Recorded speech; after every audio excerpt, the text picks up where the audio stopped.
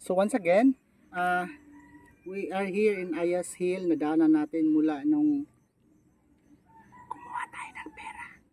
So on the way home, nadaanan namin ito. Bagong tourist spot here in Baybay City, Leyte. Upon entering, nakita namin na merong mga tanim na AVR sweet na langka. And then, na-check natin, pinakita ko, i-explain ko na lang ng maigi. Sobrang dikit, around 5 meters by 5 meters.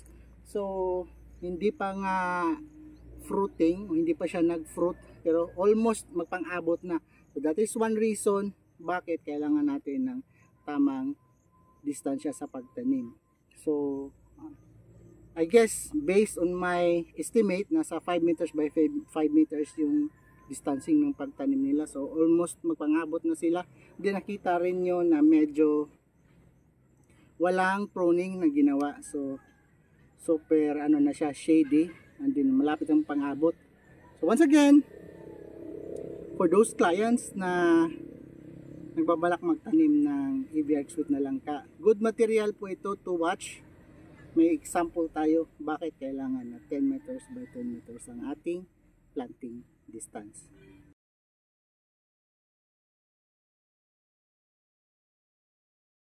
So upon entering here, we notice na may mga tanim silang langka.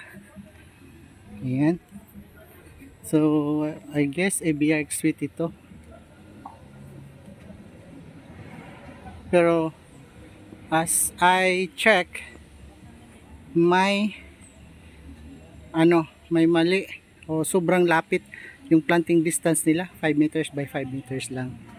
So yan, sobrang lapit. Ayun doon. So mga 5 meters by 5 meters. So balikan ko lang, yan o. So tingnan natin bakit importante yung planting distance guide. So yan o. Tapos sunod dito, 5 meters lang. Dito, ito yung good example. Ayan, mula dito, yan, tapos doon. So kita nyo na halos magpang-abot na yung yung dahon. Yan mga 1 meter na lang yan, 1.2 meters na lang yung agwat. Pero hindi pa ganun siya kalaki Nakita nyo na naman yung branch niya, hindi pa ganun kalaki. Yan. Hindi pa ganun kalaki. Pero almost pang-abot na. So, yung planting distance is very important sa AVR sweet. Okay, lalo na sa fruiting stage na siya. So, andito naman si Madam. Tanungin na lang natin si Madam. Madam, magkano ang entrance pag adult? 50. 50. 2 years old, 2 years old below is free. How about yung like mga 5 years old, 8 years old? Full na sila, 50 pesos. So ayan, straight from the owner. Ikaw yung owner, ma'am? Hindi po. Hindi? Sige, video mo yun, yan yung soon na maano in the future. Hina. So upon exit, so meron pala silang complan. Ano ba yung tawag niyan? Complan, soon, kuno soon. Yan. Pavilion ba yan? So, ayan. Ito pa. May pool na sila. Upcoming pool. So, ayan. Kanina na-mention ko, maganda sana kung merong pool. Ayan. Yan na yung kinakonstruct sa itaas. Yan yung kinakonstruct nila.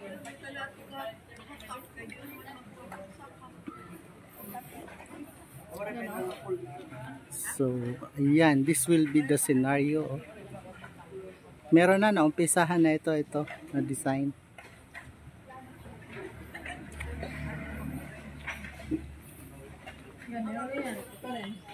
Ayan, nandito na. Ito yung soon. Yan, perspective. Ito yung perspective.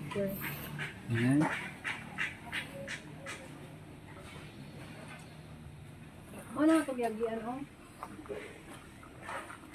So this will be the scenery once it's fully completed. Ayan.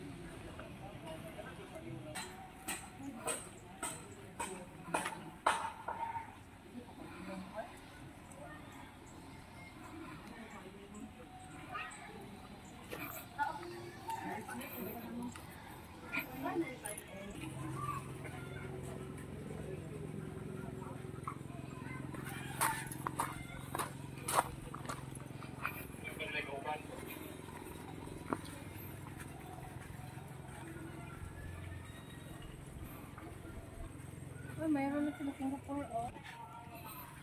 Sorry, sa kagaling sa kay kakabata.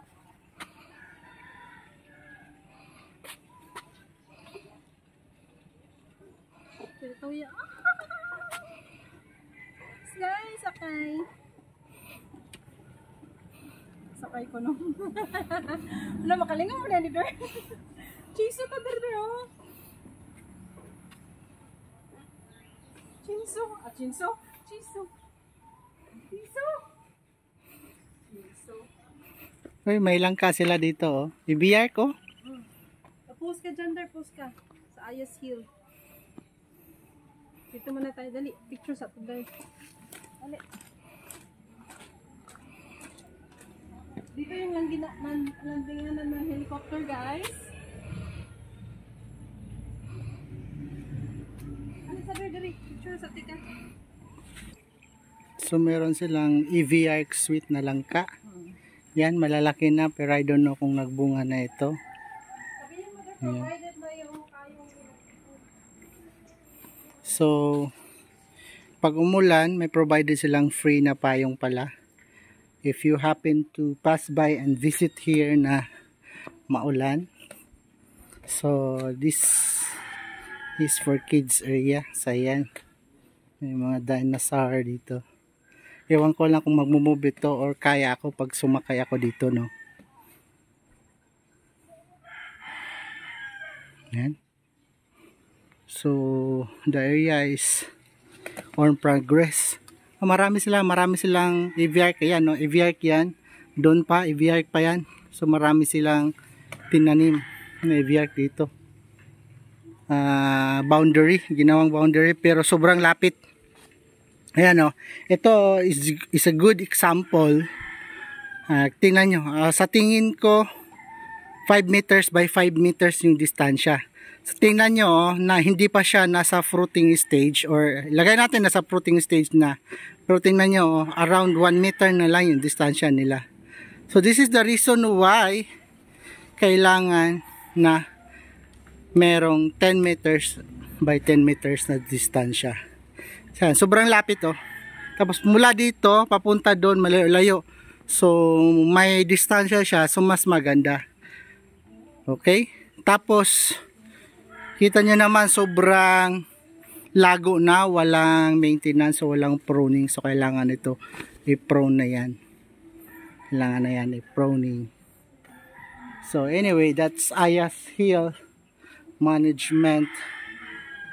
Yan.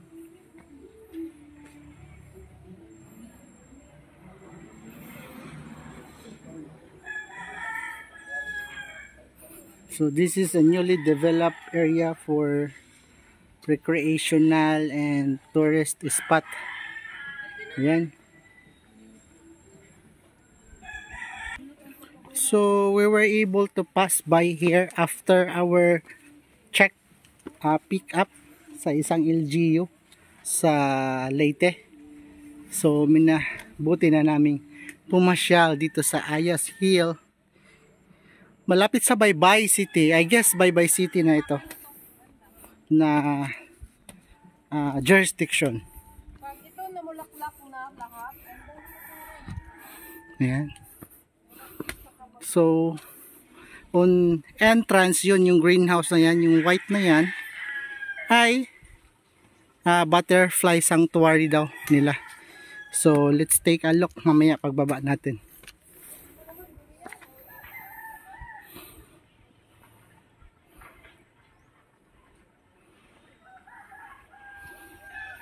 So I guess this one is a lightning fixture. So maganda ito pag gabi.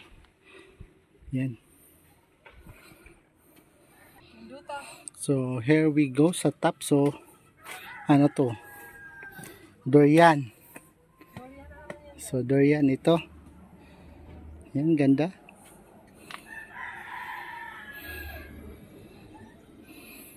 So andun yung mga EVR dyan, doon. Laki-laki pa yung need na i-develop, so mahababa pa yung babaybayin natin.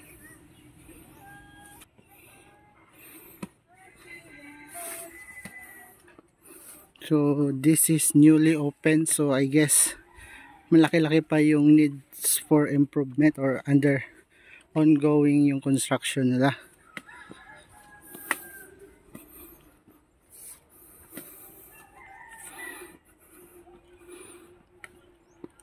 Apple.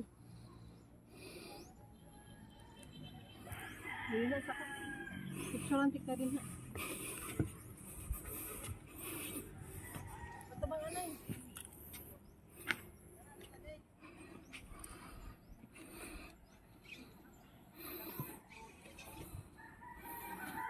So overlooking na pala dito, pero pag aakyat pa tayo doon, overlooking na.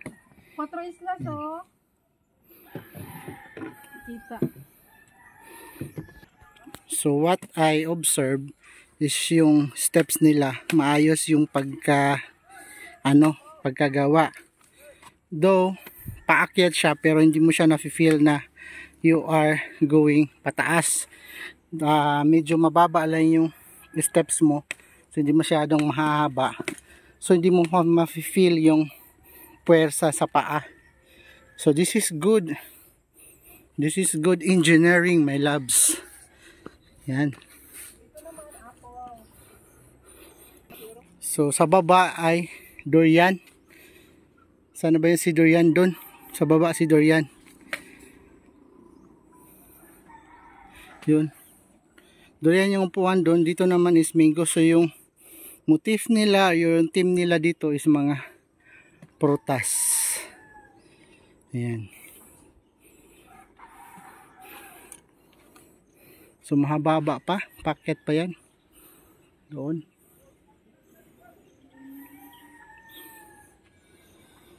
So right above here, ayan, overlooking na. So dagat na yan. Yan.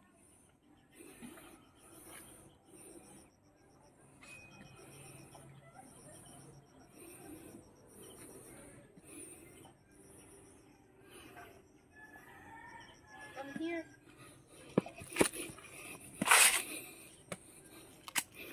Now. Wala, uy. Pupusan talaga. Yan.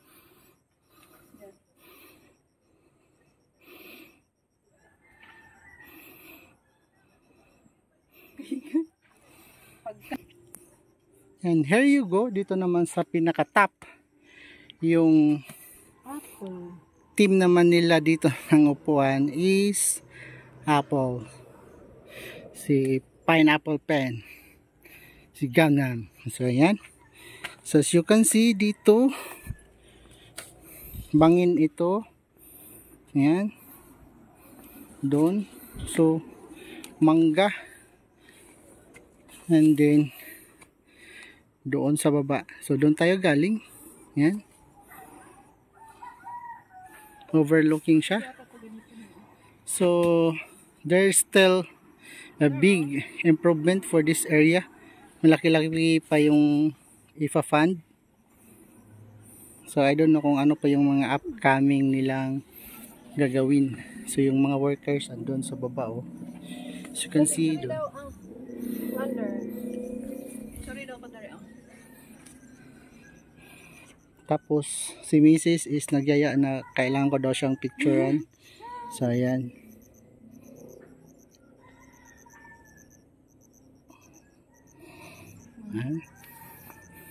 So ito na yata yung boundary. Kita nyo naman yung mga ano ba yan, colored roofing. So ginawang colored roof yung ano, pinaka pader nila. Yan, oh. Yan. So about 250 to 300 meters above sea level. Yan. Meron pa doon pero I don't know kung ano pa yung development nila. Ito I don't know kung ano to. So may mga solar na.